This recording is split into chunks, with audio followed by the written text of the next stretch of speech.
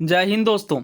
And now हम लोग देखते ही देखते क्लास 6 एनसीईआरटी के चैप्टर 12 जो कि लास्ट चैप्टर है यहाँ पे पहुँच चुके हैं। और मैं आपको एक बात यहाँ पे बताना चाहता हूँ। देखिए, कुछ लोगों ने इस सीरीज़ को देखना काफ़ी जोश के साथ स्टार्ट किया होगा कि सारी चीज़ अब कवर करेंगे, डिटेल में समझेंगे, इसके नोट्स भी बनाते चलेंगे इंपॉर्टेंट पॉइंटर्स का, और प्रीवियस ईयर क्वेश्चन करेंगे। लेकिन दोस्तों याद रखना कि जब भी कोई रेस स्टार्ट होती है तो स्टार्टिंग में तो बहुत लोग जुड़ते हैं, बट एंड तक जाते जाते कुछ ही लोग रहते हैं। और ये मैं हमेशा कहता हूँ कि one of the rarest qualities जो आपको स्टूडेंट लाइफ में डेवलप करनी चाहिए, और ये बहुत ही ज़्यादा रेयर है, वो है कंसिस्टेंसी। अगर आप सिर्फ कंसिस्टेंट होके आप किसी भी लक्ष्य को प्राप्त करना चाहते हैं, बस आपको एक ही चीज़ जो रिक्वायर्ड होगी सबसे ज़्यादा, वो है कंसिस्टेंसी। कंसिस्टेंसी कैसे? मान लीजिए आपने आज पढ़ाई स्टार्ट की और आपने 2 घंटे ही पढ़े, बट अगर आप कंसिस्टेंटली पढ़ते हैं 30 डेज तक, तो आपको खुद आपके अंदर ही आपको रिजल्ट देखने को मिलने लगेगा। जहाँ आपसे क्वेश्चन में टाइम लग रहा था सॉल्व होने में, वहाँ पर आपको चीज़ें फास्ट सॉल्व होने लगेंगी, और रिविज़न के बाद आपको सारी चीज़ें याद भी रहने लगेंगी। यही चीज़ यहाँ पे भी हो रहा है। लास्ट चैप्टर तक कुछ ही लोग होंगे जो कंसिस्टेंट होंगे, अपनी पढ़ाई को लेकर के काफ़ी सीरियस होंगे। और देखिए क्या होता है, ये जो कॉम्पिटिटिव एग्जाम है ये थोड़ी लॉन्ग टाइम जर्नी होती है। आपने एक बार एग्जाम दिया, फिर 6 महीने बाद, साल भर बाद एग्जाम होंगे, तो 6 महीने में पर डे जो अपना गोल को अचीव करते हैं वही एट द एंड रिजल्ट लेकर के जाते हैं। ऐसा क्यों होता है? देखिए, आज काफ़ी लोग, मान लीजिए एग्जाम ओवर हुआ, उसके बाद बहुत लोगों ने पढ़ाई स्टार्ट की 8-8 घंटे, 10-10 घंटे की, बट होगा क्या, एक महीने पढ़े 8 घंटे, फिर होगा क्या, उससे घटते घटते चीज़ें, एक दिन गड़बड़ हुई, एक दिन किसी कारण ना पढ़ पाए, अगले दिन भी फिर वही हुआ, सोचने विचारने में और बहुत ज़्यादा वक्त जाया करने के बाद क्या होता है, उसका आउटकम जो कहते हैं ना कि 2 मार्क्स, 4 मार्क्स, 6 मार्क्स, इनके कारण सिलेक्शन नहीं हो पाए, 0.025, 0.25 मार्क्स के कारण सिलेक्शन नहीं हो पाया। वो यही होता है क्योंकि आपने उतना एफर्ट किया नहीं जितना बाकी लोगों ने किया। और at the end competitive exam में आपको खुद से ही नहीं बल्कि दूसरों से भी जीतना होता है। और दूसरों से जीतने के लिए वो नहीं कहते कि खुद के ऊपर जीत हासिल करना ही सबसे बड़ी जीत होती है। तो आई होप आप कंसिस्टेंट रहेंगे। और देखिए, मैं भी बहुत ज़्यादा कंसिस्टेंट हूँ वीडियो लेक्चर्स को लेकर के। अगर आपने मेरे कुछ वीडियोस देखे होंगे जहाँ पे मैं काफ़ी बीमार हूँ, फिर भी मैंने वीडियो लेक्चर्स किया है, क्योंकि मेरा मानना है कंसिस्टेंसी अगर ब्रेक हुई तो कंसिस्टेंसी इस तरह से चलती है, एक बार अगर ब्रेक हुई तो फिर वो ग्राफ नीचे ही गिरने लगता है, फिर उसे वापस ऊपर लेके जाना काफ़ी डिफिकल्ट होता है। सो नाउ बात करते हैं चैप्टर 12 के ऊपर, बिल्डिंग्स, पेंटिंग्स एंड बुक्स। यानी इस चैप्टर में मेनली हम लोग क्या पढ़ेंगे, बिल्डिंग्स के ऊपर, पेंटिंग्स के ऊपर और बुक्स के ऊपर। एक यहाँ पे पर्सन की बात की जा रही है, मरुतासामी की। ये आयरन पिलर के पास पहुंचते हैं, और आयरन पिलर जो कि कुतुब मीनार कॉम्प्लेक्स में है, उसे देख करके काफ़ी आश्चर्यचकित होते हैं। इस चीज़ को समझने से पहले मेटालर्जी समझते हैं। मेटालर्जी का क्या मतलब है? देखिए, हमारे एंसेंट इंडिया में मेटालर्जी की डिस्कवरी हो चुकी थी। मेटालर्जी का मतलब क्या होता है? मेटालर्जी एक साइंटिफिक नॉलेज है जो कि डील करती है मेटल्स की स्टडी और यूजेस से।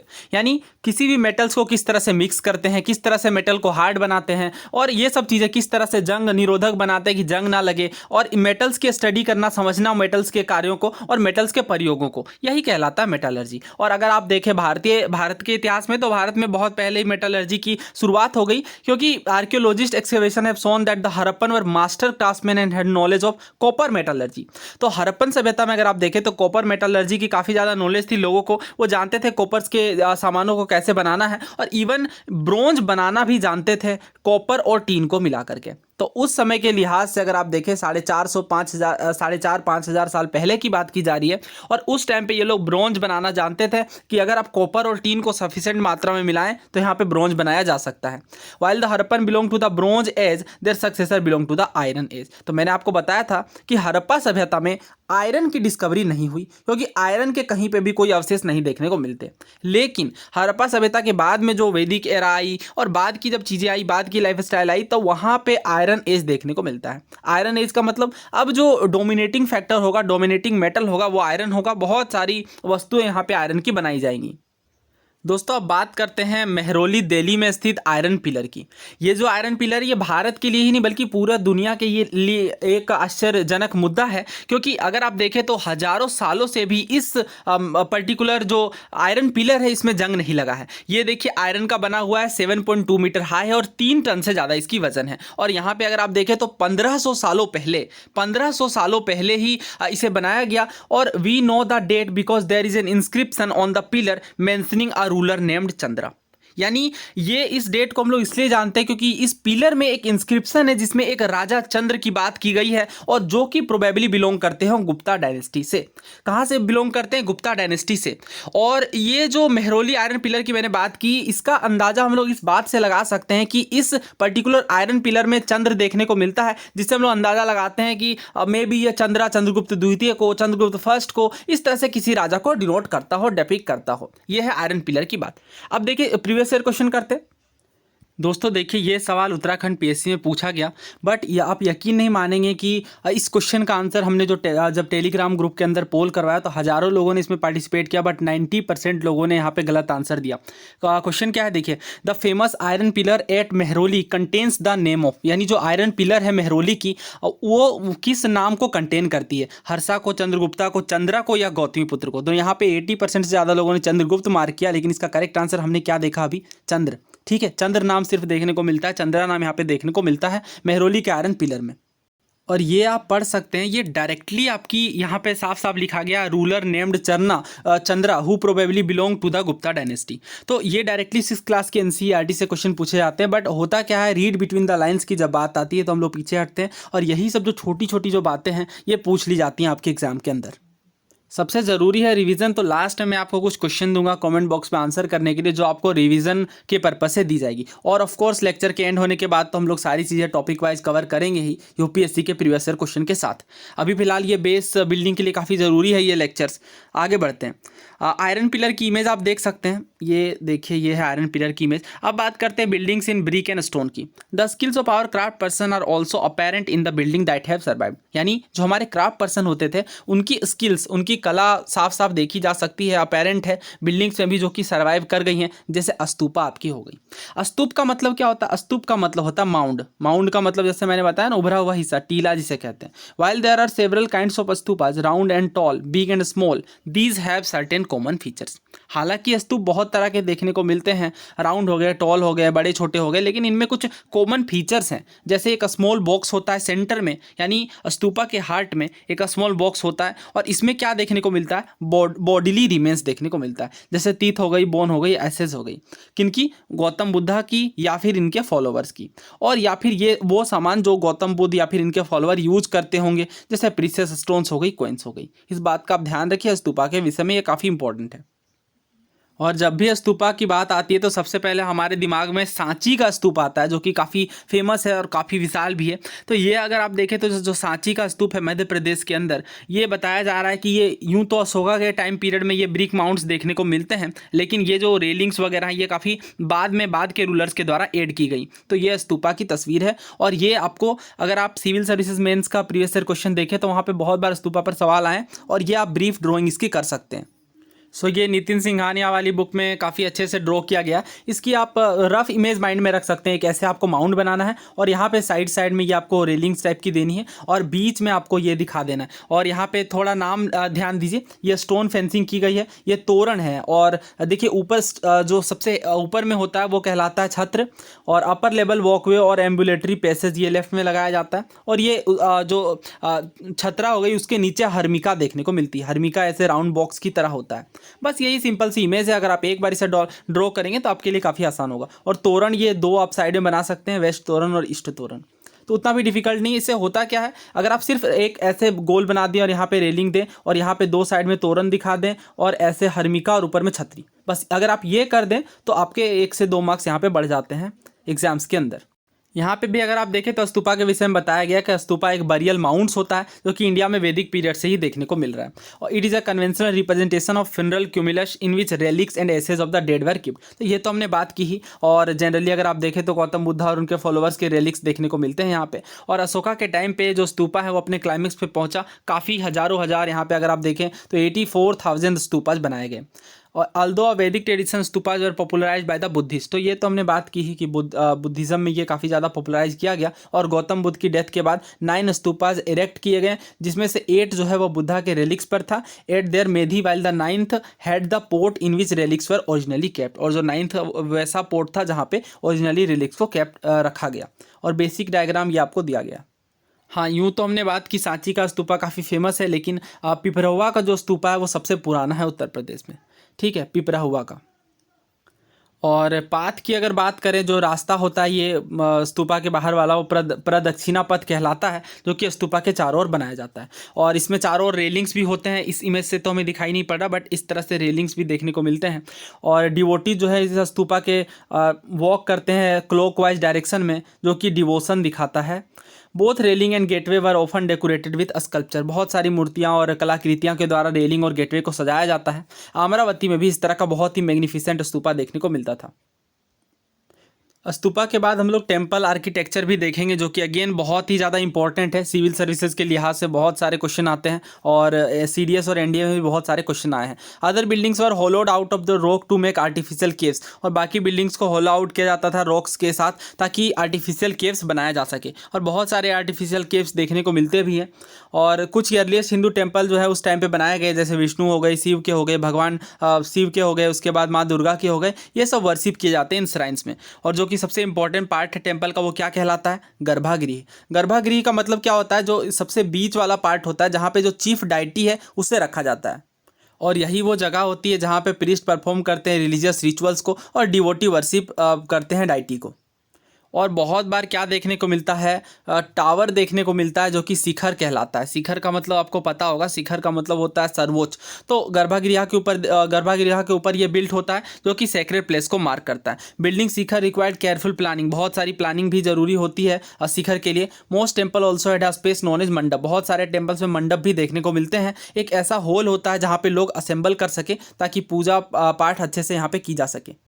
सो यहाँ पे हम लोग ब्रीफ में बात कर लेते हैं। ऐसे तो टेम्पल आर्किटेक्चर पर एक सेपरेट लेक्चर किया जाना चाहिए, ताकि सारी चीज़ों को कवर की जा सके। और इसमें अगर आप देखें तो बहुत तरह के स्टाइल देखने को मिलते हैं। और जो बेसिक फॉर्म है वो कैसा होता है, देखिए सबसे पहले गर्भगृह आता है, जिसकी हमने बात की, सेंक्टम सेंक्टोरम जिसको कहते हैं इंग्लिश में। और ये एक स्मॉल रूम होता है जहाँ पे प्रिंसिपल डाइटी को प्लेस किया जाता है। दूसरा देखिए मंडप होता है। मंडप जो कि एंट्रेंस कहलाता है टेम्पल का, और जनरली ये बड़ा हॉल टाइप का होता है, ताकि लार्ज नंबर ऑफ वर्शिपर यहाँ पे रह सके। इसके बाद अगर आप देखें शिखर की बात करें, तो शिखर एक माउंटेन लाइक अस्पायर होता है। The shapes varied from pyramidical to curvilinear. ये डिपेंड करता है किस मंदिर की हम लोग बात कर रहे हैं। वाहना में अगर आप देखें तो it is a mount or vehicle of the main deity and was placed just before the sanctum sanctorum. यानी सेंटम सेंक्टोरम जो गर्भगृह है उससे जस्ट बिफोर प्लेस किया जाता है वाहन को, और ये एक मेन डाइटी का व्हीकल होता है। वैसे भी व्हीकल को वाहन कहते हैं, ये तो आपको पता ही होगा। अब देखिए पूछा जा रहा है कि ये जो टेम्पल्स और स्तूपा हैं ये बनाए कैसे जाते होंगे। तो बहुत सारे स्टेजेस हैं। जैसे जनरली जो देखने को मिलता है कि राजा या फिर रानियाँ जो है वो अब सबसे पहले इसे एक्सपेंसिव अफेयर मानते हैं, तो इसे डिसाइड किया जाता है। उसके बाद गुड क्वालिटी स्टोन को ढूंढा जाता है, उसके बाद क्वाइट किया जाता है, फिर लाया जाता है उस जगह पे बहुत ही ध्यान से, और न्यू बिल्डिंग की फिर शुरुआत की जाती है। उसके बाद rough block of stone had to be shaped and carved into pillar and panel for wall. यानी जो रफ स्टोन्स होते हैं उन्हें कार्व किया जाता है काफ़ी बारीकी के साथ। And then these has to be placed in precisely to the right position. और सही जगह पे इसे लगाया जाता है। सो यहाँ पे जो पैसे हैं इस इमारत या मंदिर वगैरह को बनाने में जो खर्च आते हैं वो किंग्स और क्वींस के द्वारा उठाए जाते हैं। इसके अलावा जो डिवोटी आते हैं, लार्ज नंबर ऑफ डिवोटी, वो भी काफ़ी सारे यहाँ पे दान करते हैं, गिफ्ट वगैरह लेकर के आते हैं। अब ब्रीफ में बात कर लेते हैं पेंटिंग्स के ऊपर। देखिए पेंटिंग्स भी अगेन बहुत इंपॉर्टेंट टॉपिक है हमारे आर्ट एंड कल्चर के लिहाज से। और आर्ट एंड कल्चर में कुछ ही चीज़ें हैं जो आपको बहुत ज़्यादा फोकस करनी चाहिए। पहला पेंटिंग हो गया। पेंटिंग में आपकी दो तरह की पेंटिंग आएगी, एक रीजनल लेवल की भी पेंटिंग आएगी। इसके अलावा आपको इंपॉर्टेंट जो यहाँ पे स्कल्पचर्स टाइप देखने को मिलते हैं, वो सारी चीज़ें काफ़ी ज़्यादा इंपॉर्टेंट है। और इन टॉपिक्स को जैसे आपकी मंदिर निर्माण शैली हो गई, स्तूपाज हो गए, ये सारे कवर करने चाहिए नितिन सिंघानिया या कोई डिटेल्ड बुक से। बस जैसे अगर आप नितिन सिंघानिया बुक को ही देखें तो ये काफ़ी ज़्यादा बल्कि है, बट इसके आपको सिर्फ 3-4 चैप्टर ही करने हैं, जो कि मुश्किल से 50 से 60 पेजेस के होंगे। उतने ही बस करने हैं, उतने ही काफ़ी ज़्यादा इंपॉर्टेंट है। और वहीं से सवाल भी बनेंगे। अभी हम लोग देखेंगे किस तरह से सिविल सर्विसेज में क्वेश्चन आए हुए हैं। हमें अजंता को फाइंड करने के लिए कहा जा रहा है, वो हम लोग करेंगे ही। पहले समझ लेते हैं क्या लिखा गया। This is a place where several caves were hollowed out of the hills over centuries. यानी यह वो जगह है जहाँ पे काफ़ी सारे केव्स होलो आउट किए गए हिल से काफ़ी शताब्दियों तक। और ज़्यादातर यहाँ पे जो मोनेस्ट्रीज बनाए गए हैं वो बुद्धिस्ट मोंग के हैं, और इन्हें पेंटिंग से भी डेकोरेट किया गया है किन्हें, इन केव्स को। As the caves are dark inside most of this painting were done in light of torches, यानी ज़्यादातर जो केव्स है यहाँ पे अंधेरे काफ़ी अंदर अंधेरा है, डार्क है, इसलिए ज़्यादातर ये टॉर्च की लाइट में बनाए गए हैं। The colours which are vivid even after 1500 years were made of plants and minerals, यानी यहाँ पे जो हमें कलर देखने को मिलता है पेंटिंग का, क्योंकि हज़ारों साल पहले की बात है, तो किस कलर का प्रयोग किया गया होगा कि हज़ारों साल तक यहाँ पे जो पेंटिंग्स है वो ख़राब नहीं हुई, तो कुछ प्लांट्स और मिनरल्स का प्रयोग किया गया। हम लोग देखेंगे ओकरे पेंटिंग क्या होती है, रेड पेंटिंग क्या होती है, वो सब कुछ कवर करेंगे। यहाँ पे जो आर्टिस्ट है who created these splendid works of art remain unknown, पता नहीं चलता कि किन्होंने, किस आर्टिस्ट ने इन चीज़ों को बनाया है, इन पेंटिंग्स को बनाया है, इन खूबसूरत पेंटिंग्स जो कि हज़ारों सालों तक सर्वाइव कर पाई। दोस्तों हमारे आर्ट एंड कल्चर का एक इंपॉर्टेंट कंपोनेंट है आर्किटेक्चर, ये भी हमें काफ़ी डिटेल में समझना चाहिए। ऑफ कोर्स यहाँ पे सारी चीज़ें तो हम कवर नहीं कर सकते, इसके लिए सेपरेट लेक्चर लिया जाना चाहिए, बट फिर भी हम अपने मोस्ट इंपॉर्टेंट चीज़ों को पढ़ लेते हैं। देखिए जब हम लोग केव्स की बात करते हैं तो यहाँ पे केव्स के अंदर कभी बहुत बार म्यूरल पेंटिंग्स भी देखने को मिलती हैं। अब ये जो म्यूरल पेंटिंग्स वॉल में देखने को मिलती हैं ये फाइनेस्ट एग्जाम्पल है, और अजंता और एलोरा की केव्स में ये सबसे finest example in mural paintings का देखने को मिलता है। म्यूरल पेंटिंग्स का मतलब क्या होता है, जो दीवारों पर पेंटिंग की जाती है। सो अजंता केव्स की बात कर लेते हैं ब्रीफ में। देखिए अजंता केव्स जो है ये रॉक कट केव्स की सीरीज़ है जो कि सह्याद्री रेंज में देखने को मिलती है औरंगाबाद में। औरंगाबाद कहाँ पे, महाराष्ट्र में, वाघोरा नदी के तट पर।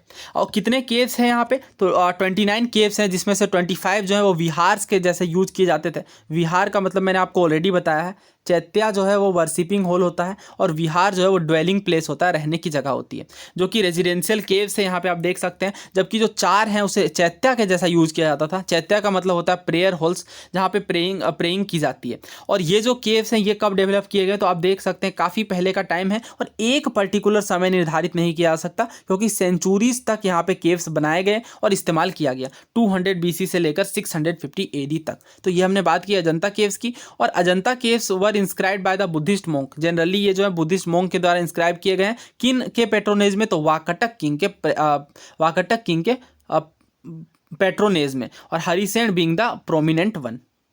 अगर आप पेंटिंग टेक्निक की बात करें तो फ्रेस्को पेंटिंग का इस्तेमाल किया जाता है। फ्रेस्को पेंटिंग जो होती है वो देखिए लोकल वेजिटेशन को लाई जाती है, पत्तियों को, हरे पत्तियों को, मिनरल्स को, इन चीज़ों को मिला करके यहाँ पे पेंटिंग की जाती है। और ये जो आउटलाइंस होते हैं पेंटिंग के, ये रेड कलर में देखने को मिलते हैं, और इनसाइड में ये पेंट किए गए हैं। और स्ट्राइकिंग फीचर अगर आप देखें तो वेरी इंपॉर्टेंट, ब्लू कलर की एब्सेंस देखने को मिलती है पेंटिंग में। ये आप ध्यान रखिएगा, इंपॉर्टेंट है। ये पूछा जाता है कि किस कलर की एब्सेंस देखने को मिलती है अजंता पेंटिंग्स में, तो ये ब्लू कलर की एब्सेंस देखने को मिलती है। और पेंटिंग जो है, पेंटिंग का थीम क्या है, सब्जेक्ट क्या है, तो ये जनरली बुद्धिज्म के अराउंड एसोसिएट करता है। और बुद्धा की प्रीवियस लाइफ बर्थ की जो कहानियां हैं, मैंने आपको बताया है ऑलरेडी, जातक जो कहलाती हैं, इन जातक टेल्स पर, जातक स्टोरीज पर बेस्ड है। 29 जो केव्स हैं वो हीनयान फेज के हैं। अगेन हीनयान और महायान क्या है मैंने आपको बताया है, इसके विषय में भी काफ़ी डिटेल से।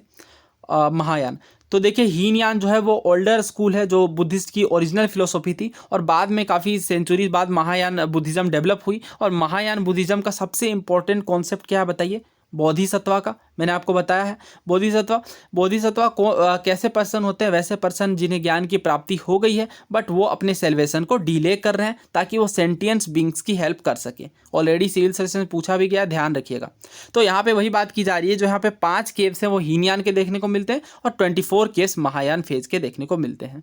और अगर आप समझें इसे तो जो अजंता केव्स है इसका रेफरेंस जो है वो फाहियान और ह्वेनसांग के ट्रेवल अकाउंट्स में भी देखने को मिलता है। इससे अंदाज़ा लगता है कि 5 सेंचुरी से पहले भी ये केव्स एग्जिस्ट कर रही हैं, क्योंकि फाहियान जो है वो 5th सेंचुरी के हैं और ह्वेनसांग 7th सेंचुरी में भारत आए थे। दोनों ही चाइनीज़ यात्री थे। थोड़ा टेक्निक को अगर आप और डिटेल में समझना चाहें तो समझ सकते हैं। फ्रेस्को मेथड में क्या किया जाता है, a layer of clay mixed with cow dung and rice husk were applied on the surface of the rock, यानी रॉक के सरफेस में मिट्टी और काव डंग की परत बनाई जाती है और इसे सरफेस पे अप्लाई किया जाता है। इसके ऊपर फिर लाइम प्लास्टर की कोटिंग होती है, और उसके बाद में इस जो गीली मिट्टी की जो सतह बन गई, जो हमने बात की मिट्टी वगैरह डाल करके, इसके ऊपर कलर और पिगमेंट अप्लाई किया जाता है। और इस तरह से ये पेंटिंग काफ़ी हज़ारों सालों तक सर्वाइव कर गई। डाइंग प्रिंसेस और फ्लाइंग अप्सरा की इमेज जो है यहाँ पे जो पेंटिंग है वो इसी टेक्निक से बनाई गई हैं। दोस्तों आगे बढ़ने से पहले सिविल सर्विसेज 2021 का क्वेश्चन करते हैं। यहाँ पे आपसे पूछा जा रहा है कि निम्नलिखित में से कौन सा कथन सही है, करेक्ट पूछा गया है। पहला कहा जा रहा है कि अजंता केव्स जो हैं वो वगोरा रिवर के गोर्ज में लाई करती हैं। दूसरा कहा जा रहा है सांची स्तूप जो है वो चंबल रिवर के गोर्ज में लाई करती है। तीसरा कहा जा रहा है पांडु लेना केव श्राइन्स जो है वो नर्मदा रिवर के गोर्ज में लाई करती हैं। और चौथा कहा जा रहा है अमरावती स्तूपा गोदावरी रिवर के श्राइन पे लाई करती गोर्ज पे लाई करती हैं। तो बी, सी और डी तीनों गलत है। हमने स्टार्टिंग में ही पढ़ा कि जो अजंता केव है वो वगोरा रिवर के बगल में है। ये देखिए हमने ये पढ़ा हुआ है कि जो अजंता रिवर है ये रॉक कट केव्स हैं और ये वगोरा रिवर के रेंजेस में लाई करती है। तो प्रश्न ये उठता है कि क्या इतनी डिटेलिंग याद रखना डिफिकल्ट है, और ये तो एनसीईआरटी के अंदर डायरेक्टली है भी नहीं। तो इसलिए मैंने आपको कहा कि जो 4-5 चैप्टर जो मैंने नाम लिए वो नितिन सिंघानिया की बुक से आपको करने हैं, और देखिए इस बुक में डायरेक्टली कवर्ड था। तो मैं जब पढ़ाऊंगा, मैं बहुत जल्दी स्टार्ट करूंगा आर्ट एंड कल्चर के लेक्चर्स, तो उस टाइम पे मैं ये चीज़ें ज़रूर कवर करूंगा। और इस तरह के जो टफ नेचर के क्वेश्चन होते हैं जो सिविल सर्विसेज में आते हैं, इन्हें बहुत लोग स्किप करेंगे। अगर यहाँ से अगर आप 2-3 क्वेश्चन भी अगर ठीक कर ले जाते हैं तो ये बहुत बड़ी बात होगी प्रीलिम्स में खास करके। तो ये देखिए यहाँ पे दिया गया था अजंता केव्स के विषय में। सो अगर आप मैप को देखना चाहते हैं तो ये देखिए वगोरा रिवर इस तरह से यहाँ पे गोर्ज जो है इसका, यहाँ पे देखिए केव्स जो है उसके विषय में दिया गया है। 1 से लेकर यहाँ पे सारे केव्स को दर्शाया गया है और ये चारों ओर देखने को मिलता है। ये वगोरा रिवर है। नाउ बात करते हैं द वर्ल्ड्स ऑफ बुक्स के ऊपर। देखिए जो पेंटिंग्स वगैरह जो हमने टॉपिक कवर नहीं किए पूरा, वो हम लोग कवर करेंगे अलग से वीडियो लेक्चर्स में, क्योंकि अजंता, एलोरा, बाग केव्स बहुत सारे टॉपिक्स हैं जो बहुत बार एग्जाम्स में पूछे जाते हैं फ्रीक्वेंटली। तो अभी फिलहाल वर्ल्ड ऑफ बुक्स के ऊपर बात करते हैं। Some of the best non epics were written during this period, यानी गुप्ता पीरियड की जो हम लोग बात कर रहे हैं, यहाँ पे बहुत सारे बेस्ट नॉन एपिक्स देखने को मिलते हैं। एपिक्स ग्रांड है, लॉन्ग कॉम्पोजिशन देखने को मिलती है, हेरोइक मैन और वुमेन की बात की जाती है जिनमें स्टोरीज गॉड्स की भी हैं। एक फेमस तमिल एपिक की बात करें जिसका नाम है सिलापादीकरम। क्या नाम है? वेरी वेरी इंपॉर्टेंट, बार बार एग्जाम के अंदर पूछा गया है, हम लोग देखेंगे भी। सिलापादीकरम, इसे लिखा किसने है? तो इलांगो अडिगाल ने। किसे लिखा है? किसने लिखा है? इलांगो अडिगाल ने, जो लगभग बहुत पुरानी एपिक है, आप देख सकते हैं लगभग 1800 सालों से पहले लिखी गई है। इसके स्टोरी भी समझना जरूरी है। ये एक मर्चेंट की स्टोरी है, इसका नाम कोवलन है और पुहार में रहता है। पुहार की हमने बात की थी, कावेरी पत्तनम जो है वो पुहार कहलाता है। And fell in love with a courtesan named Madhavi, यानी एक लव स्टोरी को डेपिक करता है कर्टिसन के साथ जिसका नाम माधवी है। नेग्लेक्टिंग हीज वाइफ कणगी, जो कि नेग्लेक्ट कर रहा है अपने वाइफ कणगी को। Later he and Kannagi left Puhar and went to Madurai where he was wrongly accused of theft by the court jeweller of Pandyan king. बाद में वो और कणगी पुहार को छोड़ देते हैं और मदुरै जाते हैं, जहाँ पे इन्हें रॉन्गली गलती से एक्यूज कर लिया जाता है चोरी के आरोप में, और by the court jeweller of the Pandya king, यानी जो पांड्या किंगडम थी उसके कोर्ट ज्वेलर के द्वारा। अब जो किंग है वो कोवलन को डेथ सेंटेंस की सजा सुनाता है, और जो कणगी है वो still loved him was full of grief and anger at this injustice and destroyed the entire city of Madurai. तो ये है स्टोरी। जो कणगी उनकी वाइफ है वो काफ़ी नाराज़ हो जाती है इस इनजस्टिस के कारण, इस अन्याय के कारण, और पूरे शहर को बर्बाद कर देती है, मदुरै के शहर को। और ये स्टोरी है सिलापादीकरम की। नाव इस क्वेश्चन को देखिए, ये सीडीएस 2017 का है। आपसे पूछा जा रहा है कि सिलापादीकरम जो बुक है, जो कि 5th सेंचुरी की तमिल एपिक है, उसमें किस विषय में प्रेज किया गया, किस रिवर को प्रेज किया गया? गोदावरी, सरस्वती, गंगा या कावेरी? तो इस तरह के क्वेश्चन आपको स्किप नहीं करने की, ये तो डायरेक्टली पढ़ा ही नहीं। आप खुद सोचिए ये स्टोरी कहाँ पे बेस्ड थी? मदुरै वाले रीजन में, पहली चीज़। दूसरी हमने देखी कि ये जो कोवलन की कहानी है वो कावेरी पत्तनम यानी पुहार बंदरगाह के लोग हैं, पुहार बंदरगाह की स्टोरी है। तो पुहार बंदरगाह कहाँ पे? कावेरी पत्तनम में। तो कौन सा ऑप्शन जाएगा बताइए? कावेरी। तो ऑप्शन भी अगर आप देखें गोदावरी, सरस्वती, गंगा, कोई लिंक नहीं बन रहा। साउथ इंडिया की खास करके अगर आप तमिलनाडु वाले रीजन में देखें तो एक ही रिवर का यहाँ पे देखने को मिलेगा, कावेरी। तो करेक्ट आंसर इसका ऑप्शन डी है, कावेरी। अब इस क्वेश्चन को देखिए, ये सीडीएस 2016 का है। पूछा जा रहा है सिलापादीकरम किस चीज़ को रेफर करता है? भगवान राम की कहानी को, स्टोरी में जेना एलिमेंट्स को, श्रीलंकन बुद्धिस्ट के कल्चर को, या शक्ति वर्शिप के कल्ट को? तो इस तरह के क्वेश्चन भी स्किप नहीं करने। अगेन आप सोचिए, एलिमिनेट करिए। क्या राम की स्टोरी हमने पढ़ी इसमें? बिल्कुल नहीं। हमने तो देखा कि ये जो बहुत पुरानी एपिक है 5th सेंचुरी की, वहाँ पर हमने देखा कोवलन की स्टोरी को, जो कि एक लव स्टोरी पर बेस्ड है। तो यहाँ पर अगर आप अगेन सोचे, कोई बुद्धिस्ट स्टोरी भी नहीं देखने को मिलती, किसी शक्ति वर्शिप की भी कल्ट की बात नहीं की जाती, तो यहाँ पे जेना एलिमेंट देखने को मिलता है। अब ये चीज़ इस बुक में एनसीईआरटी में ऑब्वियसली डायरेक्टली कवर्ड नहीं है, बट इसका करेक्ट आंसर ऑप्शन बी है। और देखिए यही रीज़न है प्रीवियस ईयर क्वेश्चन करने का। कल को अगर यहाँ पे क्वेश्चन फ्रेम होता है कि Silappadikaram story refers to the Jaina elements in the story line, तो वहाँ पे आप घबराएं नहीं, बल्कि आप समझ जाएं कि हाँ ये प्रीवियस ईयर क्वेश्चन के आधार पे बेस्ड है। तो ये फ़ायदा होता है, हमें पता चलता है कि कौन से फैक्ट हमें पढ़ने हैं कौन से नहीं। ये हिस्ट्री के लिए प्रीवियस ईयर क्वेश्चन मस्ट होता है।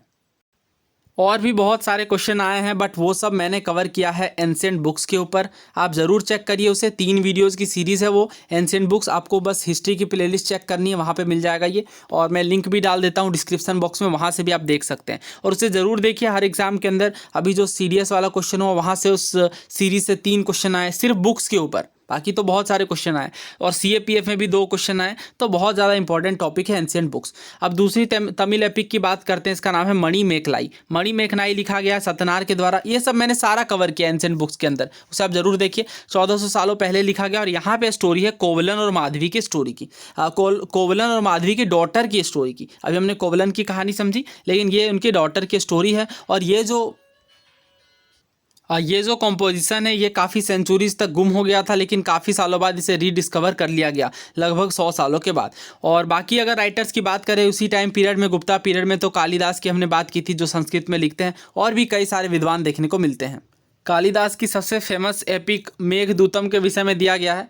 मेघ का मतलब होता है बादल और दूत का मतलब होता है लाने वाला। तो यहाँ पे मेघ लाने वाले की बात की जा रही है, मानसून क्लाउड की बात की जा रही है। Between lovers who are separated from one another, तो एज अ लव स्टोरी के रूप में इसे डेपिक किया गया है, बताया गया है, बहुत ही ब्यूटीफुली कंपोज किया गया है। नाउ बात करते हैं देखिए ओल्ड स्टोरीज को रिकॉर्डिंग और प्रिजर्विंग करने की। तो number of Hindu religious stories that were in circulation earlier were written down around at the same time. तो गुप्ता पीरियड में ही बहुत सारे हिंदू रिलीजियस स्टोरीज को कंपाइल किया गया, लिखा गया। इसमें पुराण है, पुराण का मतलब ओल्ड होता है। The Puranas contain stories about god and goddess such as Vishnu, Shiv, Durga और Parvati. They also contain details on how they were to be worship. तो बहुत सारी बातें यहाँ पे लिखी गई हैं, रिलीजियस स्टोरीज पर ये रिवॉल्व करती है। जो पुराण है वो सिंपल संस्कृत वर्सेज में लिखी गई हैं, और हर किसी के द्वारा ये सुने जाने के लिए लिखा गया, जिसमें वुमेन और शूद्रा भी इंक्लूडेड हैं, जिन्हें वेदास पढ़ने की इजाज़त नहीं दी जाती थी। They were probably recited in temple by priest and people came to listen to them, और लोग यहाँ पे आकर के सुनते थे। 2 संस्कृत एपिक की बात करते हैं, महाभारत और रामायण की। तो ये काफ़ी ज़्यादा पॉपुलर है आज की डेट में भी, और हज़ारों सालों से ये पॉपुलर है। Some of you may be familiar with this stories. इनकी स्टोरीज के विषय में हमें पता है। और महाभारत के विषय में तो हम सब जानते हैं कि कौरवों और पांडवों की कहानी पर बेस्ड है, हु वर कजन। नाउ आगे देखिए, this was a war to gain control. तो ये बातें आपको पता होनी चाहिए कि हस्तिनापुर के कैपिटल के लिए, ये कंट्रोल करने के लिए ये युद्ध होता है। और स्टोरी काफ़ी सालों पहले अगर यहाँ पे आप देखें तो ब्रीफ टाइम पीरियड बताया गया, 1500 ईयर्स अगो इसे रिटन डाउन किया गया। और इसका श्रेय किसे जाता है, तो पुराण हो या महाभारत हो, दोनों ही वेद व्यास जी के द्वारा कंपोज किया गया है। और जो भागवत गीता है वो महाभारत के अंदर ही इंक्लूडेड है। नाउ बात करते हैं साइंस के ऊपर के बुक्स की। तो देखिए गुप्ता पीरियड में एक से एक साइंस के विद्वान आते हैं, और इन सब को हम लोग समझेंगे। बहुत ही इंपॉर्टेंट और मज़ेदार टॉपिक है। अगर यहाँ पे आप देखें तो आर्यभट्ट के विषय में बताया गया। आर्यभट्ट अगेन बहुत बड़े गणित के विद्वान, बहुत बड़े एस्ट्रोनॉमर। इन्होंने बुक्स काफ़ी सारी लिखी हैं संस्कृत में। पहला है आर्यभट्टियम, और ये देखिए ये हमें पता है किस तरह से एस्ट्रोनॉमी पर इनका बहुत बड़ा योगदान है। ही stated that day and night were caused by the rotation of the earth on its axis even though it's seems as if the sun is rising and setting every day। उस time period में 5th century में जब सब लोग मानते थे कि जो सूर्य है वो उदय हो रहा है और वो अस्त हो रहा है, उस टाइम पे ये बताते हैं कि सूर्य उदय और अस्त नहीं हो रहा। यहाँ पे जो डे एंड नाइट है इसके पीछे का रीज़न है अर्थ की रोटेशन अपने अक्ष में।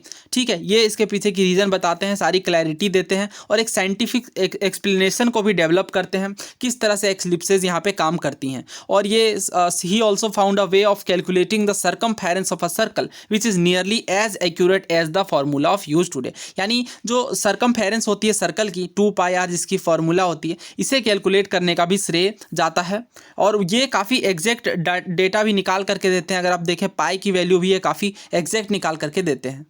और इसके अलावा और भी बहुत सारे मैथमेटिशियन और एस्ट्रोनॉमर की बात की गई है। वराहमिहिर हो गए, ब्रह्मगुप्त और भास्कराचार्य। इस चीज़ को भी हम लोग कवर करेंगे, यहाँ पे बहुत ज़्यादा नहीं दिया गया है। और जीरो की अगर बात करें तो जीरो की शुरुआत ऑफ कोर्स इंडिया में देखने को मिलती है। तो न्यूमेरल्स तो बहुत पहले से यूज़ किए जाते थे, लेकिन जो भारत में अगर आप देखें तो जीरो को इन्वेंट करने का श्रेय जाता है। This system of counting was adapted by the Arab and then spread to Europe, और इसके बाद ये अरब्स तक अडॉप्ट किया जाता है और बाद में ये यूरोप और बाकी देशों तक पहुंचता है। It continues to be in the use throughout the world. Zero के बिना तो हम लोग गणित और बाकी चीज़ों की कल्पना ही नहीं कर सकते। आयुर्वेद के विषय में अगर बात करें तो इंडिया अगेन आयुर्वेद का भी जनक माना जाता है, और दो फेमस प्रैक्टिशनर थे आयुर्वेद के, चरक और सुश्रुत। चरक के विषय में भी हम लोग बात करेंगे। सुश्रुत के विषय मैंने आपको बताया हुआ है कि सुश्रुत संहिता, और चरक ने लिखी है चरक संहिता, और ये जो बुक्स है ये मेडिसिन पर डील करती है। और अगर आप सुश्रुत के विषय में देखें तो ये काफ़ी सारी प्लास्टिक सर्जरी तक भी मैंने बात की थी कि सुश्रुत को फादर ऑफ प्लास्टिक सर्जरी माना जाता है।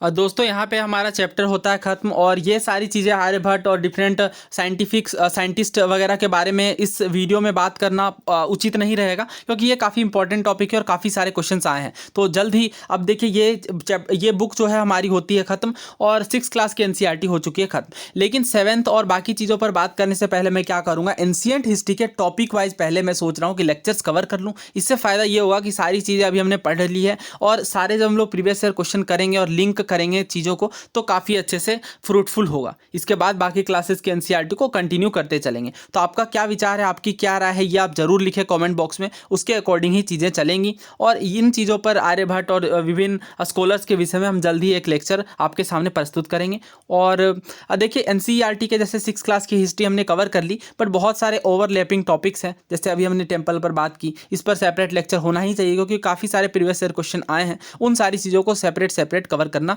सबसे सही रहेगा। तो मिलते हैं नेक्स्ट वीडियो में, तब तक के लिए जय हिंद।